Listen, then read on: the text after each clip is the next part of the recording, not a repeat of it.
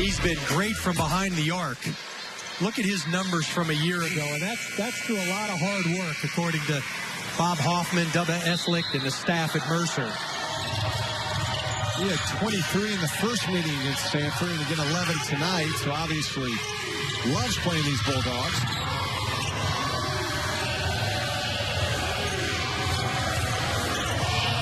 Bears got a nice mix. They've got a solid point guard in Leonard. They've got a two-guard who can score it, Lewis. We got a guy up front like Jelks. Jelks lowered the boom, and Alex Peters wanted the charging call. I think that may have been the best charge of the night, and it wasn't called. I've done a few Samford games. You don't have to watch a lot, though, to know that Peters will give up his body at any given moment. Well, he is really banging with Jelks inside.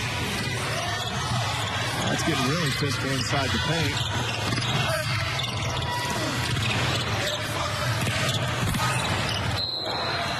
Well, there's a big battle going on, so it'll be Samford ball with 3 on the shot clock.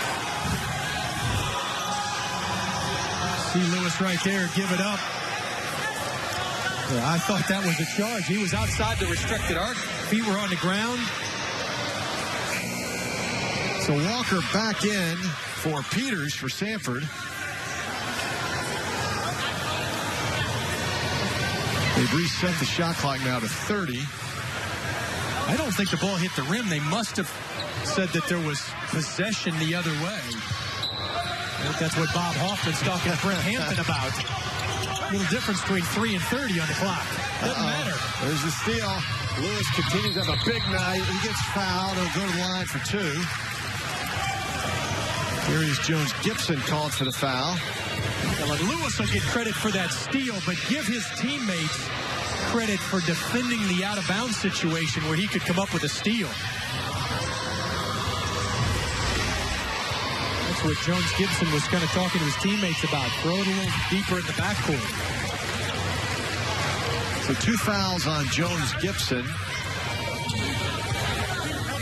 And as good as Lewis has been, not only tonight, but this season, the staff will also tell you that he's been tasked with guarding many times the best wing player on the opposition, and that can take some things out of you. But it hasn't detracted from his improved offensive play. Matt Rose checks in now for the Bulldogs. Largest lead of the night for Mercer, 32-24.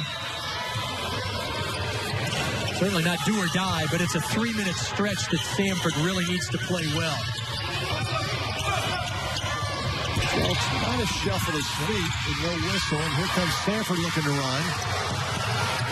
Good dish to Rose. Yes, that was well done.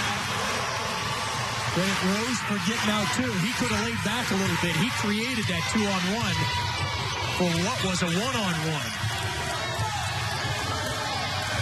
Bulldogs not as much pressure that time. And again, Scott Padgett is that he has to change those defensive looks because Coach Hoffman will figure things out if you just stay in the same defense. And the big man, Andrew Fischler, showing off a nice touch. Wow, and that's a bonus right there for the Bears with Ringer on the bench. You know Fischler's going to give you the defensive look, but anything he gives you on offense is extra. Bad. And Jelks another rebound.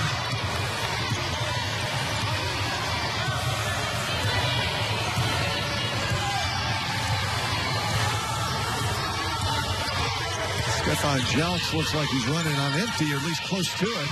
He's been working hard, getting a lot of rebounds. Shot clock single digits again at 7.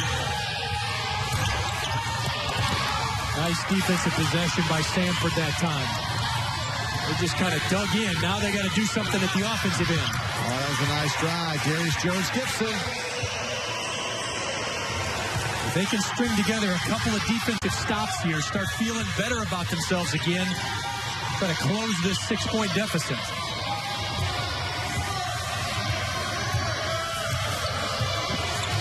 Coach Hoffman barking in a play. There's the lob inside. Oh, the stuff to the big 7-footer Andrew Fischler. Perfect pass by Philip Leonard. That's a veteran guard right there, recognizing the zone defense and then knowing where to put it for the big fella.